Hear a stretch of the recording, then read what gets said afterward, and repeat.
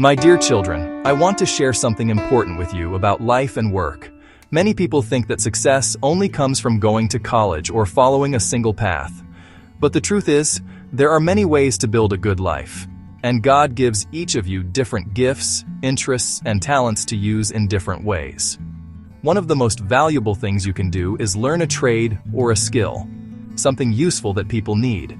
It might be carpentry, mechanics, cooking, farming, coding, art, or anything that allows you to provide for yourself and others. Learning a trade doesn't mean you won't grow or learn more later. It means you are preparing yourself to work, contribute, and be independent while developing discipline, responsibility, and confidence. Even in the Bible, work is honored. In Proverbs 22-29, it says, "Do you see a man skillful in his work?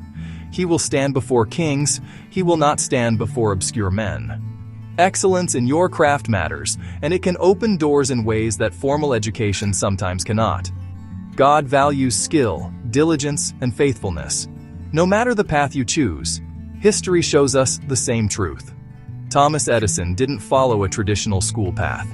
He learned from experimentation, observation, and persistence. Benjamin Franklin also took his own route, learning by apprenticeship, observation, and practice. Their impact wasn't limited by formal schooling. It was multiplied by the skills they cultivated and the work they poured themselves into. My children, the world doesn't have only one way to succeed. You don't have to follow the crowd or feel limited if college isn't the right path for you. The key is to find something worthwhile, work hard at it, and do it well. When you do, doors will open, opportunities will come, and you will serve others while glorifying God with your talents.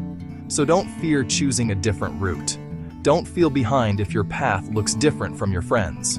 Learn, grow, and be excellent at what you do.